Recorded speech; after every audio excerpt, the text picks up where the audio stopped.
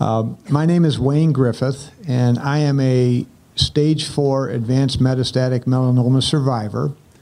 I'll share a few details on about my journey, but hearing some of the stories today, my journey seems really a lot different because people are, they have chronic pain. They have things that are just, doing daily simple functions that we take for granted. It's tough. And you deal with things that, I can only imagine.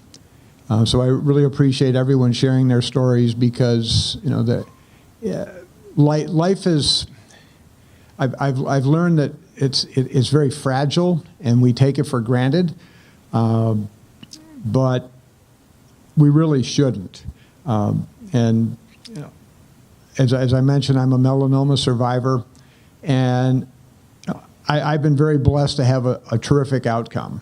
My journey really started, it should have started in 2003, but it actually started in 2004. As a quick background, I grew up in Western New York in the 60s.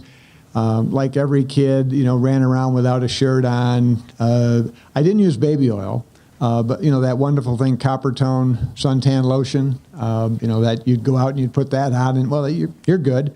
I didn't have too many bad sunburns because I had a few, but it wasn't a daily thing. Of course, because summers we had a lot of rain. But anyway, back to my journey, and we'll share some thoughts. As I mentioned, it probably should have started in 2003. I had a mole on my back on the left side. It was about the size of your thumbnail. And as I later came to learn, the ABCDs, the asymmetrical, irregular border, changing color, and the diameter of the mole, my wife noticed that on my back. It was flat. It wasn't raised up at all. And she said, well, how long have you had that? I said, I don't know, I think as long as I can remember. You should get it checked out. So like, the good husband I was at that time, I waited a year. And I don't recommend that, and you'll hear more about that in a minute. But so I finally went in, saw my primary care provider. They looked at it and said, this is 2004. They did refer me to go see a dermatologist. At that time, it was the UMC clinic on Wilmot, and I think Broadway-ish. I forget exactly, but that's in that neighborhood. They looked at it and they said, "Yeah, that doesn't look good. We're going to cut it out." Okay, great. So they cut it out, and I think it was a week later they called back and said, "You've got melanoma." And I was like, okay. I didn't think about skin cancer or anything before, but when I heard melanoma, it's like it kind of takes the wind out of your sails. So okay, well, what do we do? Well, we're going to cut it out. We'll do additional pathology. We'll check the borders, etc. Good news was they got it all the first time. I did go back to see or have a second procedure, so I've got a nice scar on my left side, which is, they took extra margins, everything was good. So I continued to see the dermatologist on a 6-month basis. And at that time, I was extremely lucky. I don't know how many of you regularly go to a dermatologist, but you should. I had the extreme good fortune to meet Dr. Clara Curiel at that time. And Clara only sees, unfortunately, you have to have some skin issues to get in to see her. There's no cosmetic dermatology or things like that. But I got to meet Dr. Curiel at that time. She became my primary dermatologist. And it's just, she's been a tremendous advocate. And I hear stories about, patient care, and I'm not a physician. My brother's a physician. I can only imagine the difficulty, But Dr. Curiel somehow is able to, and especially for me, was able to bridge, that the brilliant clinical mind, but also there's a compassion side of it. And I'm very proud to say that she is my physician, a huge advocate, and a friend. So now I'll continue on my journey. The next 11 years, everything was great. I stayed out of the sun. I used sunscreen. As you can tell, I'm fairly light-skinned, so I cover up. I don't like sunscreen. I prefer hats and sleeves and pants and things.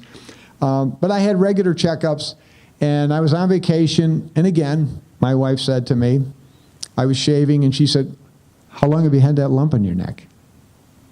I said, "What lump?" I'm wrestling around trying to see the lump. And it was about the size of your thumb, kind of hanging out in your neck. So I got back to town. First thing I did, I called Dr. Curiel. She got me in. And I had the wonderful fortune to meet Dr. Audrey Baker. I hope you never get to meet Audrey Baker under the same circumstances, but just in a social setting, it would be great. So she came in and said, we're going to do a biopsy. So she did a biopsy, and hearing stories about needles in your chest and other things, it's not a lot of fun. And she stuck me in the neck twice. It wasn't fun, but she said, "Well, we're going to do the pathology." A week later, she called back and said, we can't determine what it is, but we've got to take it out. So this was the 16th of October in 2015. On my son's birthday, October 26th, I went in, had surgery on my neck. They took it out. And they came back, I think it was 7 to 10 days later. And I love the story about the exam chair and the crinkly paper. Because unless you've had that experience, and when you've had it, it's just, it's memorable. So I'm sitting in the exam room, but I wasn't on the chair at the time. Dr. Baker came in, and there's that little footstool that helps you get up on to the exam table. She sat down on the footstool, kind of leaned into me and said, "You've got melanoma." So melanoma as a skin cancer, I'm far from an expert, but it starts on your skin, and the bad problem is it travels. It had traveled from my back, got up into my neck. Dr. Curiel was just, her expression on her face, she was like mortified. She's looking at my face and looking for spots on my skin, couldn't find anything. There was no primary. So I got past that, and I said, okay, well, what are we going to do? She said, well, it was in a lymph node, not good. It was in your salivary gland. We need to do a full lymph node resection of your face and neck. Okay, what does that mean? Well, we're going to cut you from here, up around your ear, to the middle of your neck. We're going to pull your... She was a little more eloquent, but we're going to open you up, and we're going to take all the lymph nodes out of your face and neck. So fast forward, after the first surgery, they wanted to do a PET scan. And for anybody who's ever had a PET scan, I've had lots of CT scans, a number of PET scans, you don't want to glow, okay? I had a PET scan, didn't really glow, so that was good news. Had the procedure 5 weeks later where they took out 38 lymph nodes out of my neck.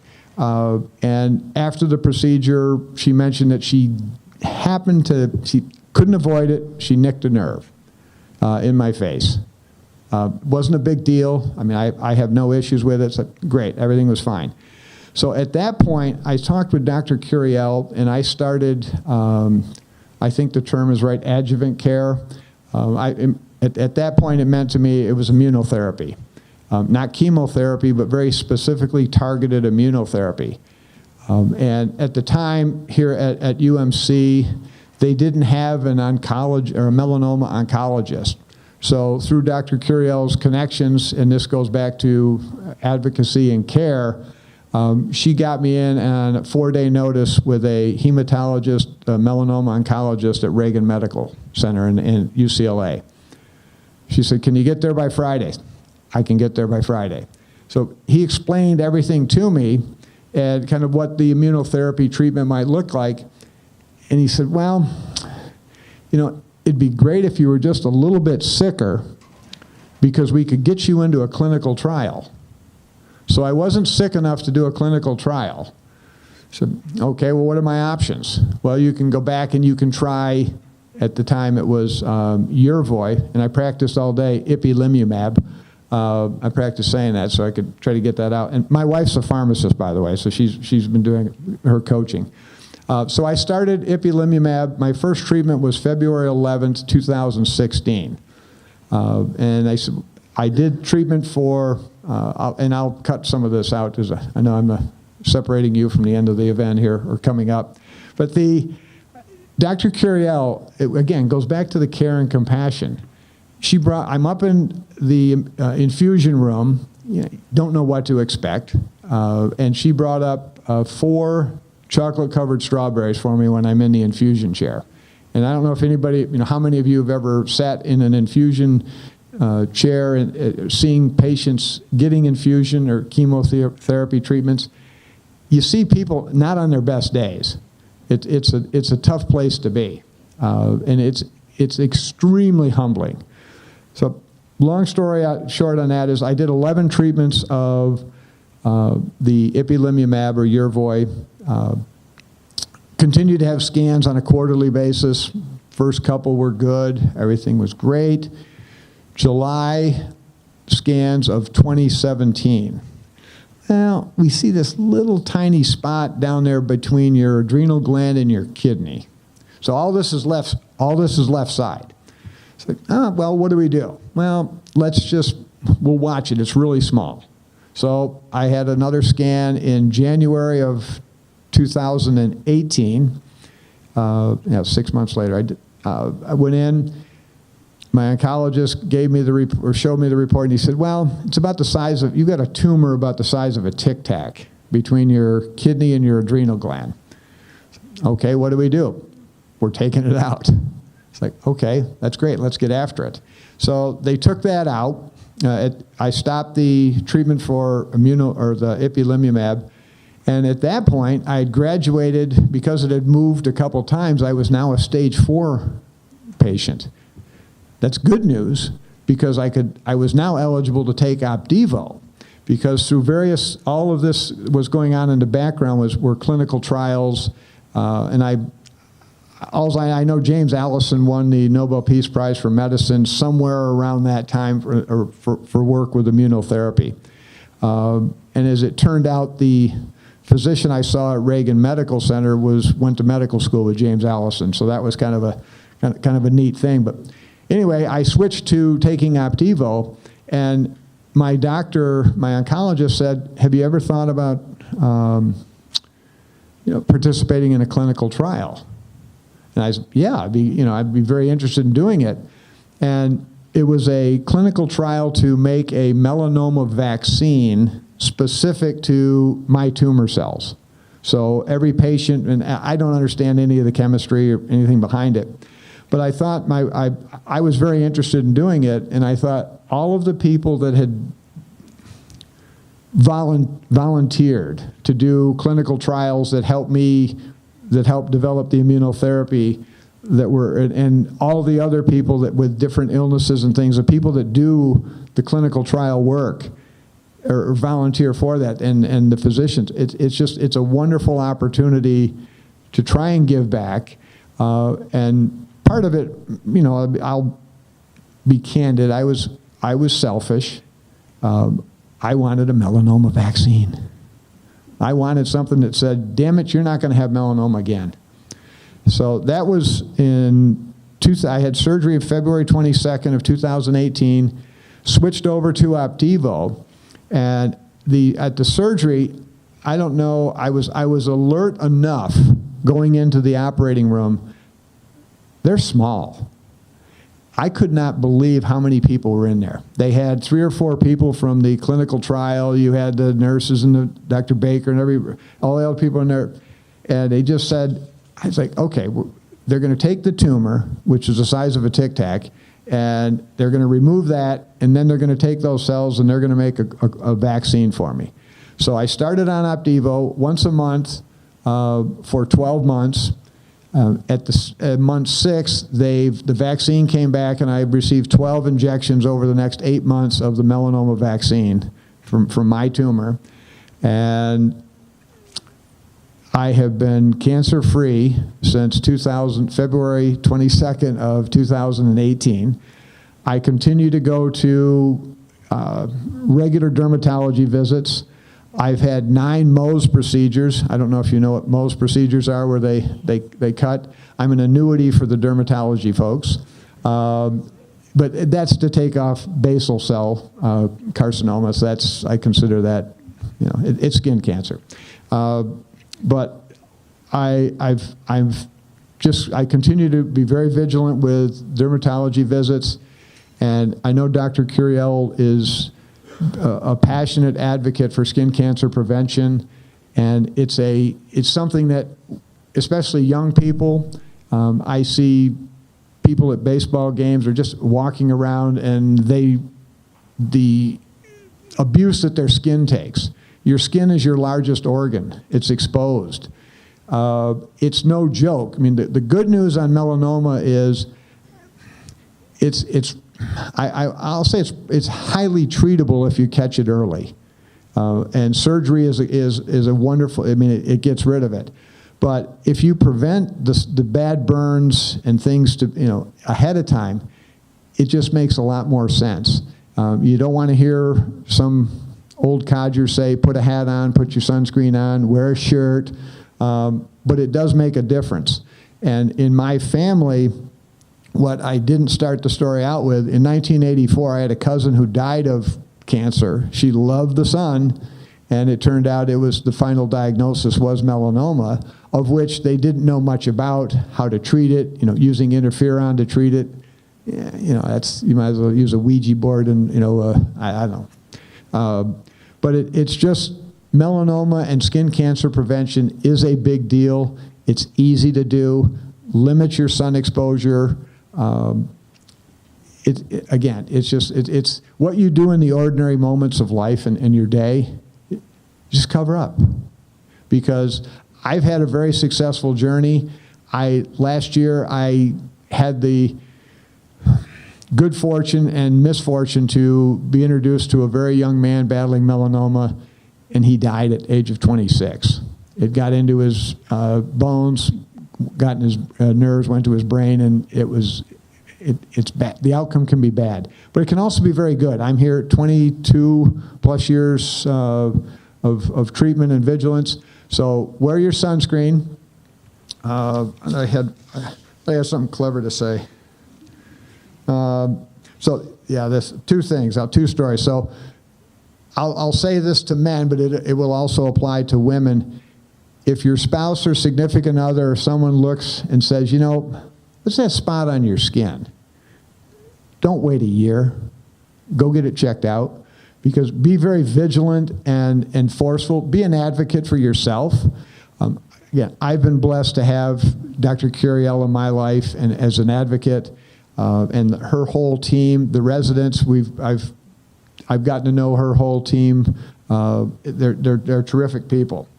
And my wife is not here, but my wife literally has saved my life twice by identifying a mole and a lump in my neck that turned out to be melanoma. And the last thing I will say, remember I mentioned that Dr. Baker said she had to cut a nerve in my neck?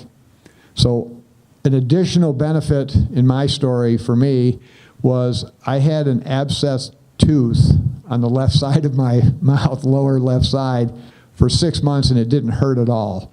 So I credit her for cutting the nerve and I've just had some dental work done. So anyway, that's my attempt at some humor for you. But I appreciate the opportunity to be here, the research and things that all of the researchers do.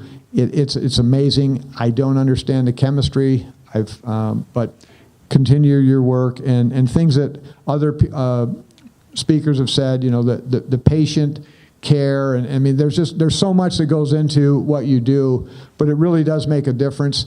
And a high point in my treatment was April 1st, 2019, when I really got to ring the bell for my last infusion. And the nurses they brought in bubbles, and they were blowing bubbles, and it was just, the people that care for me, especially in infusion, were wonderful. So for everybody that does that, had that experience, there are an awful lot of good people doing an awful lot of good things. So thank you very much for letting me share my story. I hope I didn't bore you to death.